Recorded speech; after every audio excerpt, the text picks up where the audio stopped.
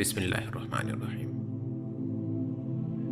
আল্লাহর উপর ভরসা করুন এবং তার প্রতি সুধারণা রাখুন, কারণ বান্দা আল্লাহর প্রতি যেমনটা ধারণা করে আল্লাহ তার সাথে ঠিক তেমনই।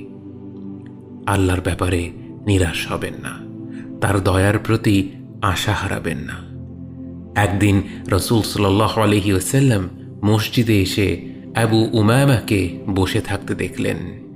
তিনি তাকে বললেন, হে আবু উমামা, কোন ব্যাপারটি তোমাকে এই অসময়ে মসজিদে বসিয়ে রেখেছে? জবাবে তিনি বললেন, হে আল্লাহর রাসূল সাল্লাল্লাহু আলাইহি ওয়াসাল্লাম, ঋণের বোঝা আর দুশ্চিন্তা আমাকে কাবু করে ফেলেছে। রাসূল সাল্লাল্লাহু আলাইহি ওয়াসাল্লাম বললেন, আমি কি তোমাকে এমন কিছু শব্দ শিখিয়ে দেব যেগুলো বললে আল্লাহ তোমার সকল দুশ্চিন্তা দূর করে দিবেন এবং তোমার ঋণ পরিশোধের ব্যবস্থা করে দিবেন? বলো, আল্লাহুম্মা ইন্নী আউযু বিকা মিনাল হাম্মি ওয়াল হাযান ওয়াল আজজি ওয়াল কাসাল ওয়াল বুখলি ওয়াল জুবন ওয়া দালা'id দাইনি ওয়া গলাবাতির রিজাল।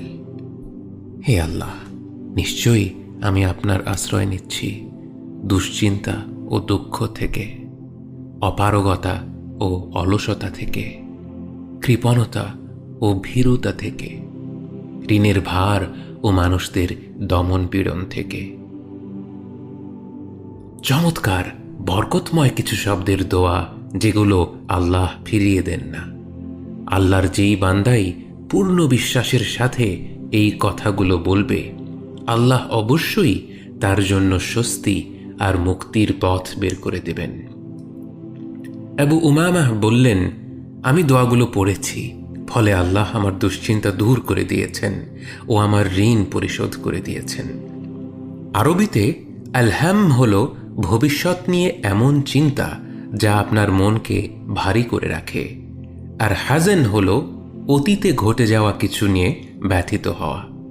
এই দোয়ায় দুটি ব্যাপারকেই উল্লেখ করা হয়েছে, অতীতের কষ্ট এবং ভবিষ্যৎ নিয়ে উদ্বেগ।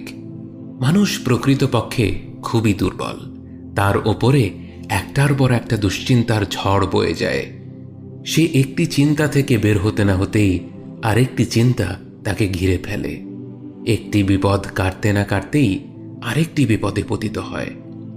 আল্লাহ বলেন, লাকাদ খালাকনাল ইনসানা ফি কাবাদ, অর্থাৎ নিশ্চয়ই আমরা মানুষকে কষ্টের মধ্যে সৃষ্টি করেছি এবং এই কষ্ট, দুশ্চিন্তা